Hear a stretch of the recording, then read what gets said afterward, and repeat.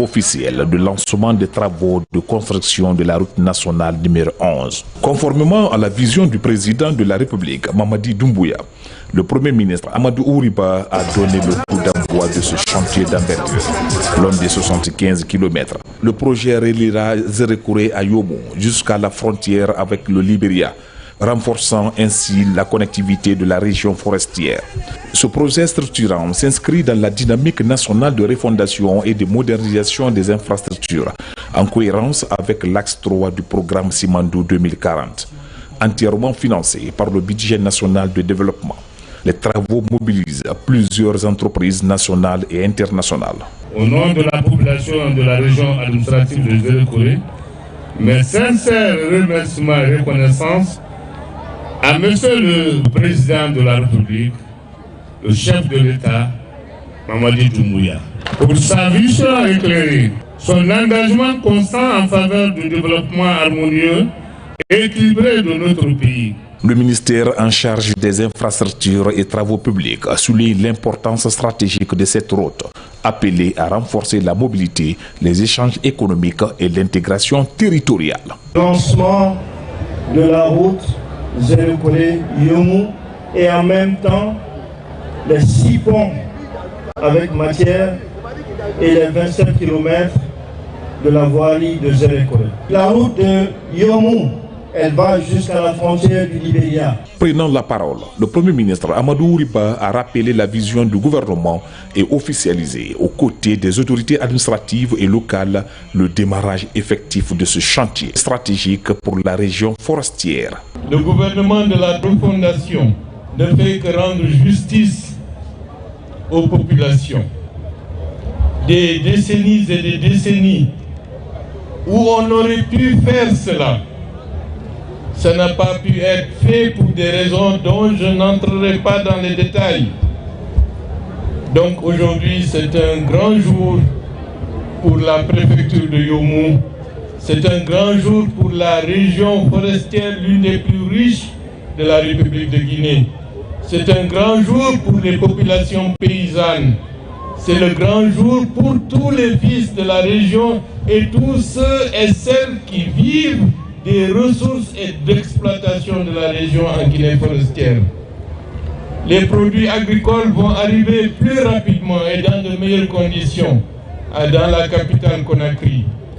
Donc c'est beaucoup plus de richesse pour nos paysans, pour les femmes qui font la torréfaction du café. Donc c'est un degré de liberté encore plus grand pour l'ensemble des populations et un recul de la pauvreté dans toute la région. C'est ce qui est amorcé avec les travaux qui viennent d'être engagés. Kamama, président Doumbouya.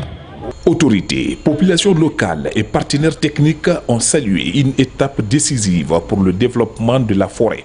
Un moment hautement symbolique qui marque le début d'un vaste chantier porteur d'espoir pour la région et pour l'ensemble du pays. C'est parti également pour la reconstruction de la route Kissidougou-Kankan, une route de 185 km réalisée depuis 1981. 44 après, on va bientôt assister à un coup de jeune. Ainsi, une autre ambition présidentielle se concrétise. Aboubakar Junior Kamara. Les mouvements de cette machine symbolisent le lancement officiel des travaux de reconstruction de la route Kissidougou-Kankan. À bord, le ministre des Infrastructures et des Travaux publics, Laïsekou Kamara. Il donne le coup d'envoi des travaux de cette route qui relie les 2 régions naturelles du pays, notamment la route Guinée et la Guinée forestière, pour une distance de 185 km. La cérémonie a un double sens. Les travaux de 20 km de voirie pour la municipalité de Kissidougou sont aussi lancés. Ce projet a démarré et ne va plus s'arrêter. Je sais qu'il y a eu beaucoup de choses, mais cette fois-ci, c'est la bonne. Et ça, c'est grâce à un homme, à un visionnaire, Mamadi Doumbouya, qui aujourd'hui a mis les infrastructures sur le droit chemin pour que ce soit un pilier de développement de notre pays. 3 entreprises nationales se partagent ces 185 km. Aujourd'hui, elles s'engagent à mobiliser tous les moyens logistiques et du personnel qualifié afin de respecter le délai contractuel et le cahier de charges. Au nom des 3 entreprises engagées sur ce projet structurant, à savoir Guicopress BTP, BGEC-TP et Guiter SA. Nous conduirons ces travaux avec le souci permanent de leur sécurité, du respect de leur cadre de vie et de la valorisation de la main-d'œuvre locale. Depuis 1981, la route Kissidougou-Kankan est construite, fruit de la coopération entre la Guinée et le Cuba. 44 ans après, le gouvernement décide de reconstruire cette route qui va désenclaver les zones de production agricole. En région forestière, lancement du projet de réhabilitation du centre d'insertion socio-professionnelle de Nzérékoré. C'est dans le cadre de la mise en place des centres ASCAD à l'échelle nationale. Cette pose de première pierre est conduite par le ministre secrétaire général de la présidence, adjudant-chef Aboubakar Kamanou de la presse militaire. Le projet de construction et d'extension des centres SCAD du pays est une initiative présidentielle qui vise à doter toutes les régions administratives de la Guinée des centres d'insertion socio-professionnelle. Après les centres SCAD des régions administratives de Mamou, Kankan, Boké et Farana, la direction générale de l'Agence Services civiques et d'action pour le développement ASCAD lance les travaux du projet de réhabilitation du centre d'insertion socio-professionnelle de Nzérékoré. En mission de travail dans la région forestière, c'est le ministre secrétaire général de la présidence de la République, le général Amara Kamara, qui a présidé ce vendredi 19 décembre 2025 la cérémonie officielle de la pose de la première pierre de ce gigantesque ouvrage. Ce moment symbolique représente bien plus que le début d'un chantier. Il concrétise la naissance d'un pôle d'excellence, un espace dédié au savoir, à l'apprentissage et à l'avenir de nos jeunes. Il est de la responsabilité de la République de Guinée, avec la vision éclairée de son président, le général Mamadi Doumbouya, d'offrir des infrastructures de qualité qui permettent d'acquérir des compétences durables et adaptées au programme Simandou 2040 qui fait de l'éducation l'une de ses priorités. Situé à Zao, à environ 15 km de Nzérékoré-Ville, le centre SCAD de la région administrative de Nzérékoré sera bâti sur un site de 5 hectares. Il comprend un logement administratif, 2 logements du personnel encadrant, un bloc administratif, 2 blocs pédagogiques, 2 dortoirs de 26 chambres chacun, un réfectoire, une ferme avicole, 5 piscicoles, un terrain de football, un terrain de handball, un terrain de basketball, des espaces verts, entre autres. La réalisation de ce centre de formation et d'apprentissage cadre parfaitement avec la vision du président de la République, son Excellence Mamadi Doumbouya, celle d'offrir à la Guinée et à sa jeunesse des infrastructures modernes leur permettant d'apprendre et de se former dans des conditions idéales. Une nation qui forme sa jeunesse bâtit son indépendance économique, sa stabilité sociale et son respect international. C'est cette vision structurante que porte le président de la République, Mamadi Doumbouya. En peu de temps, cette vision s'est traduite en actes concrets. Le renforcement du SCAD régional de Kankan, l'opéralisation de celui de Boké, l'extinction du centre SCAD régional de Mamou et les travaux avancés du SCAD de Farana. Et aujourd'hui, la pose de la première pierre du SCAD régional de Nzérékoré. Ce maillage national des centres SCAD constitue un motif de fierté légitime.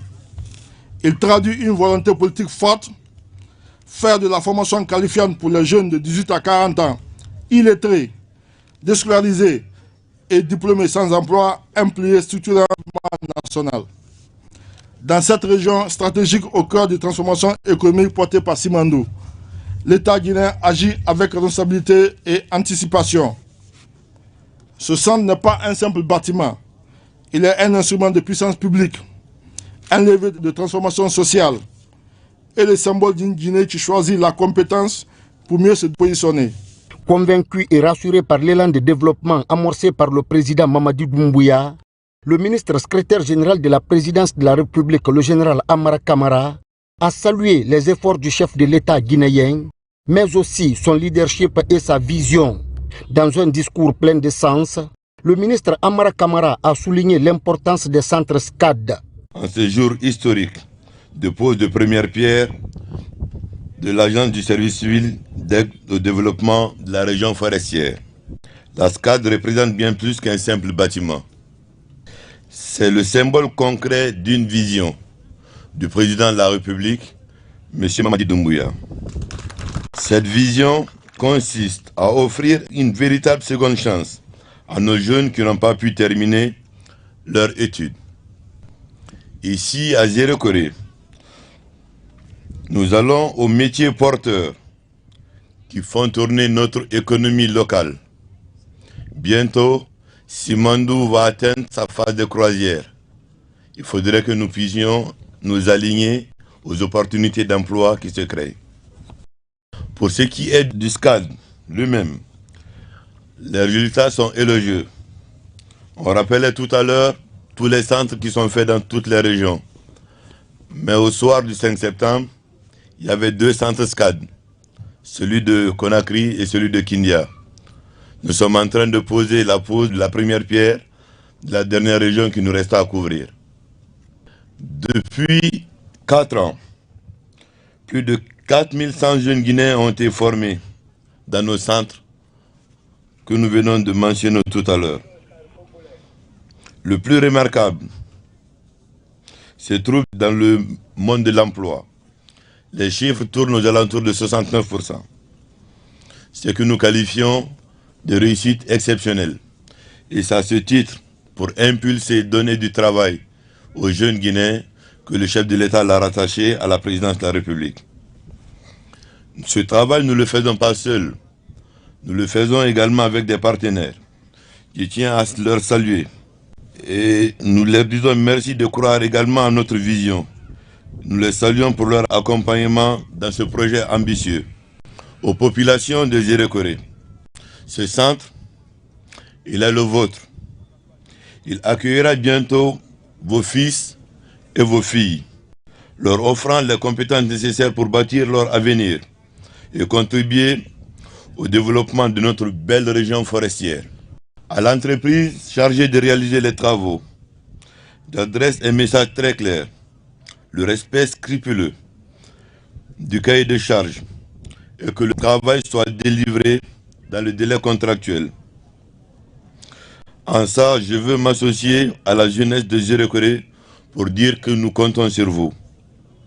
Enfin, permettez-moi de rendre un hommage à la vision écrite du président de la République, M. Mamadi Doumbouya, qui place résolument le capital humain au cœur de son projet de développement, conformément à son ambitieux programme de développement Simandou 2040.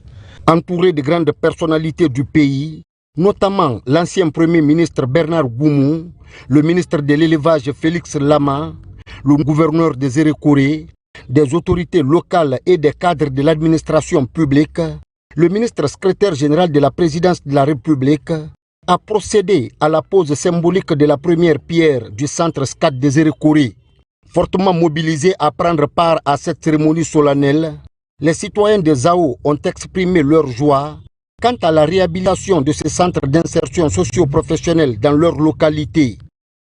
À travers des prestations artistiques, folkloriques, ainsi que des chants et des pas de danse traditionnels, ils ont rendu un hommage mérité au président M. Mamadi Doumbouya pour son engagement et sa détermination à promouvoir l'excellence afin de faire de la République de Guinée un pays émergent.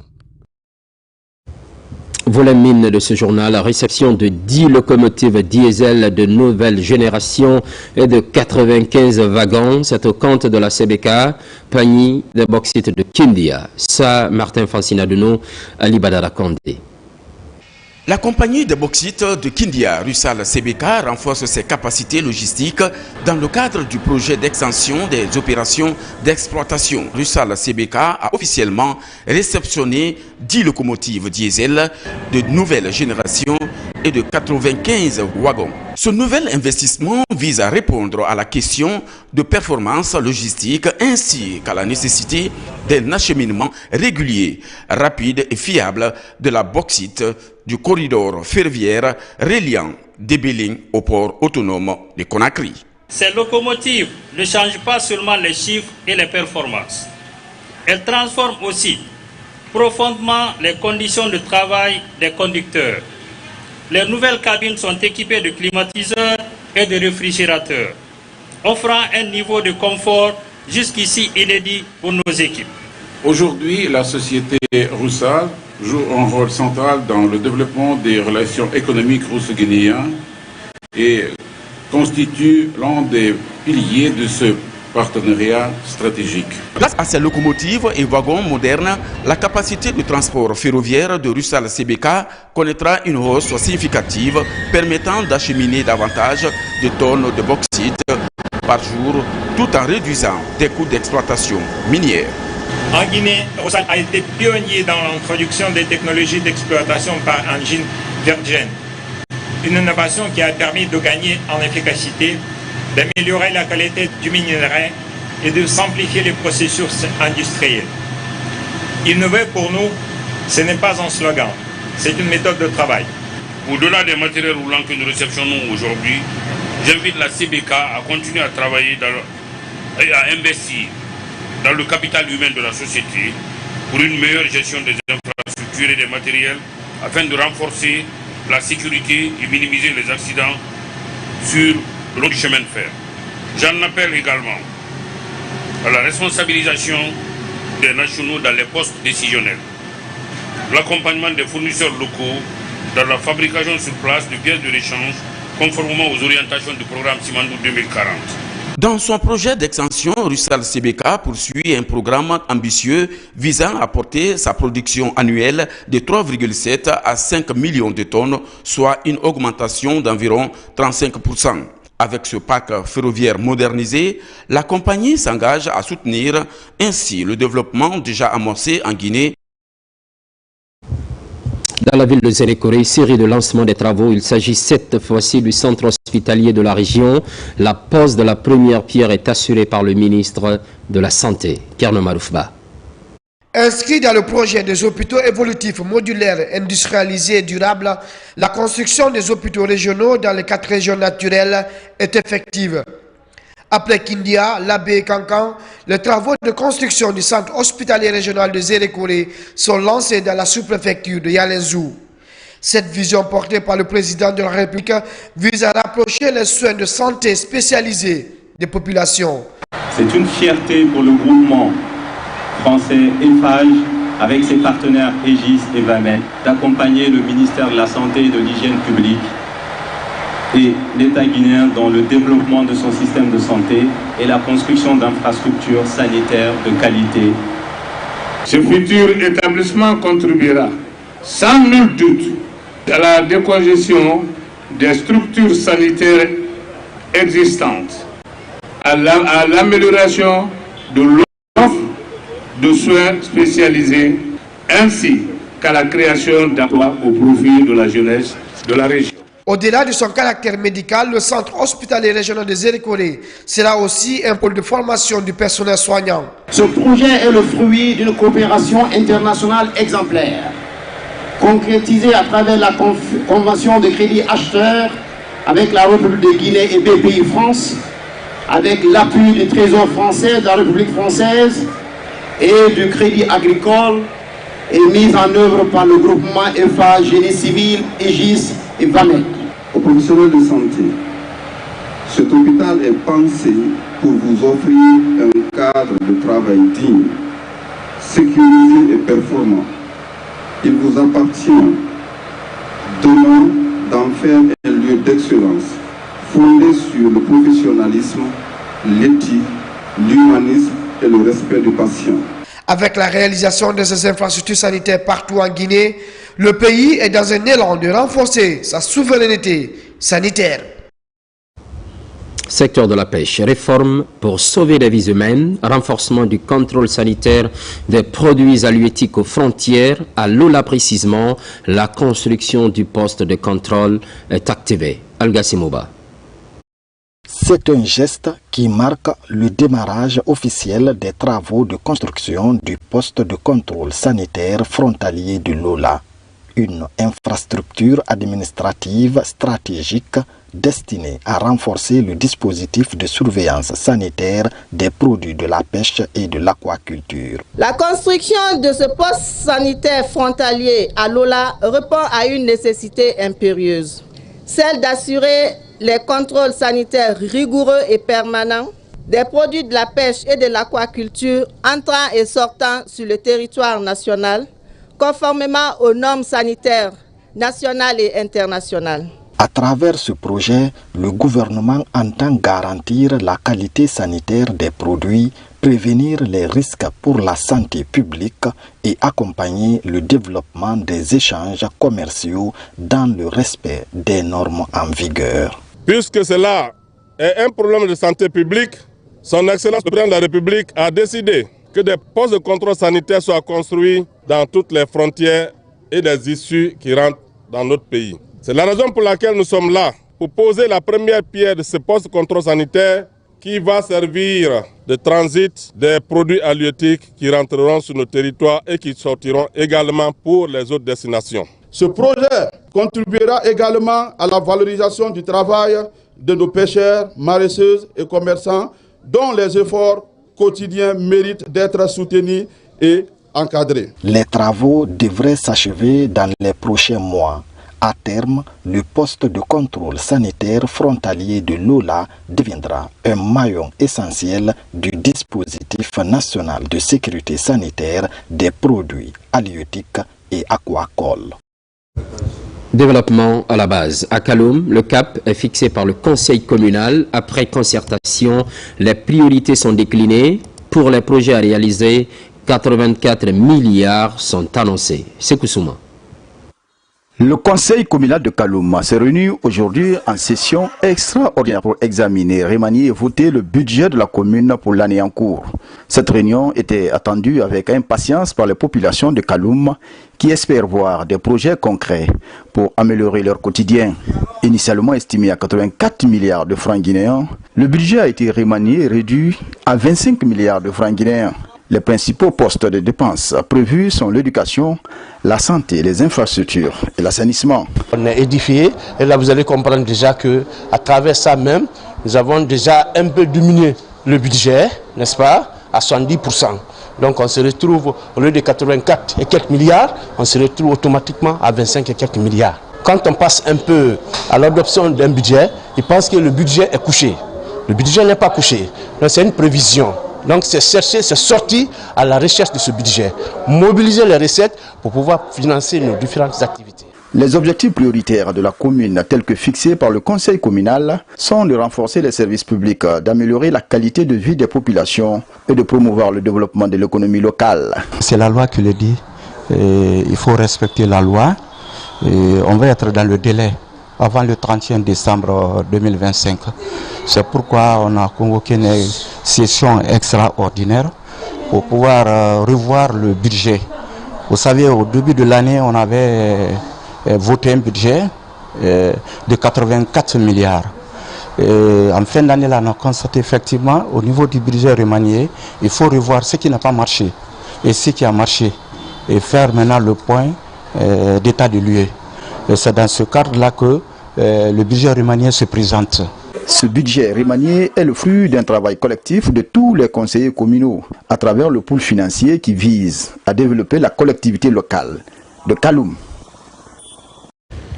Promotion féminine. À Tormelin, dans Fria, les femmes sont visées par une formation. Elles sont nombreuses à s'approprier les nouvelles compétences professionnelles. Une contribution de SD Mining. Nabila Moussa Kamara. Après Tamita, une commune rurale de Bofa, le programme de formation axé sur l'autonomisation des femmes a choisi Tormelin, une sous-préfecture de Fria. Ce projet ambitieux implique des groupements de femmes évoluant dans les filières porteuses et génératrices de revenus comme la saponification, la fabrication des crèmes naturelles pour la peau et les cheveux. Une initiative de SD Mining pour valoriser les produits locaux tout en favorisant l'épanouissement économique durable de la couche féminine. Nous avons bien suivi cette formation.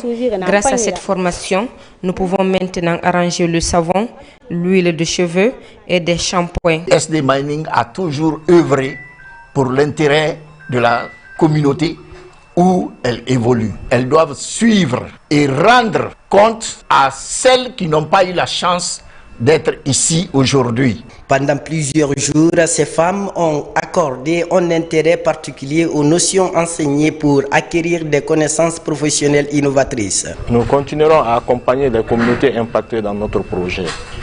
Et cette formation, elle est dans le cadre de notre responsabilité sociétale, mais aussi elle va pour la promotion de l'égalité entre hommes et femmes. Toutes ces femmes que j'ai vues aujourd'hui, c'est moi. Elles me représentent. Je me vois en elles. C'est énorme. Accompagner ces femmes dans leur autonomisation, dans leur formation, les fournir ici des équipements et les permettre ici d'être indépendantes, c'est quelque chose à saluer. À travers ce programme de formation axé sur l'autonomisation des femmes, ces promoteurs de l'autonomisation féminine annoncent de nouvelles stratégies d'apprentissage des petits métiers afin d'impacter positivement les communautés riveraines. En région forestière, les efforts de résilience au changement climatique s'accentuent. Un projet s'occupe de la question, mais aussi de l'adaptation des communautés. Il vient de tenir sa 4e session du comité de pilotage. Le bilan et les perspectives sont dévoilés. Mamadou Alpha Baldé.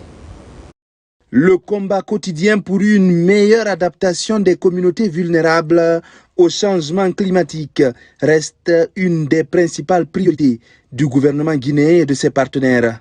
En région forestière, les prévisions climatiques prévoient plus de crues soudaines, des orages plus fréquents et imprévisibles, dévastateurs pour des secteurs comme l'agriculture. Sur le terrain, le projet renforcement de la résilience et des capacités d'adaptation des communautés les plus vulnérables au changement climatique en Guinée forestière est en première ligne pour renforcer le dispositif d'adaptation dans la zone. Cette 4e session du comité de pilotage du projet permet d'évaluer le travail déjà réalisé. C'est un projet qui a une importance qui passe tous les compteurs parce que ce projet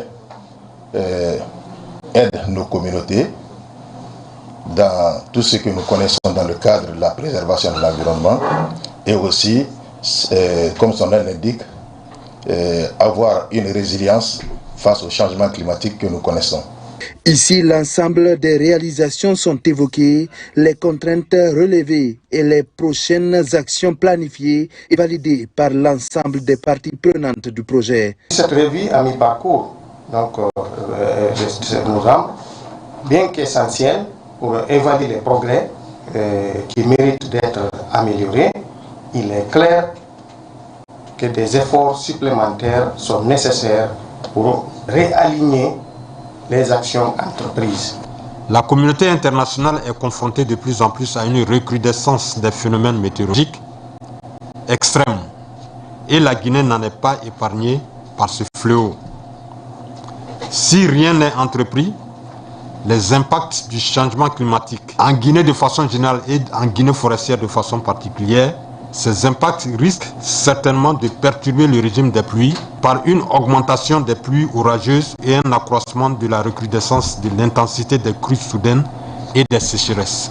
À travers cette session du comité de pilotage, une nouvelle stratégie est adoptée pour la suite des activités sur le terrain dans le but de renforcer encore plus la résilience des communautés face aux effets des changements climatiques. À une semaine de la présidentielle, l'apaisement du processus mobilise les énergies, la sensibilisation sur la cohésion sociale touche la zone de Koloma, commune de Bessia. La population répond à l'invitation. Objectif, promouvoir le vivre ensemble et le développement durable. Fodé Alpha Kamara. À l'approche de l'élection présidentielle, les initiatives de sensibilisation en faveur de la paix et de la cohésion sociale se multiplient afin de permettre au pays de progresser avec sérénité vers un processus de développement harmonieux et profitable à tous. C'est dans ce contexte que les citoyens de Koloma, dans la commune urbaine de Gbessia, se sont joints à la dynamique en partageant cette idéologie. Habituellement, on a tendance à confondre, c'est-à-dire l'opposition à un champ de bataille. C'est un message d'apaisement à tous les citoyens. Pour toute activité, il faut forcément la paix. Donc nous avons vraiment besoin d'un climat de paix et la cohésion entre nous. Nous sommes un, nous ne sommes pas d'autres Guinéens, il n'y a pas d'autres Guinéens parmi nous, nous sommes tous des Guinéens. Donc nous disons aux Guinéens d'observer la paix, d'observer la cohésion et l'entente entre nous et aller voter massivement. Parmi les acquis figure le programme de développement Simandou 2040. Il a été largement expliqué pour la circonstance. Désormais, les populations de cette partie de la banlieue de Conakry sont informées sur les opportunités qu'offre cette vision présidentielle avec une finalité, le développement durable et inclusif. Le fait seulement de faire sortir ce projet des tiroirs et que ça soit quelque chose de concret, de palpable maintenant là, et qu'il y a l'exploit, je crois que c'est une avancée. L'espoir est là. La jeunesse va bénéficier. Et en 2025, les années à venir, vu que déjà il a pour priorité l'emploi jeune et surtout le panier de la ménagère. Cette campagne de sensibilisation souligne l'importance de la paix pour le développement du pays. Un appel est lancé aux citoyens à privilégier la réconciliation nationale tout en promouvant les acquis de développement engagés par le gouvernement. L'actualité évolue en Guinée, notre paradis, terre de richesse et d'innovation. Les programmes se poursuivent. Constante fidélité à toutes et à tous. À très vite.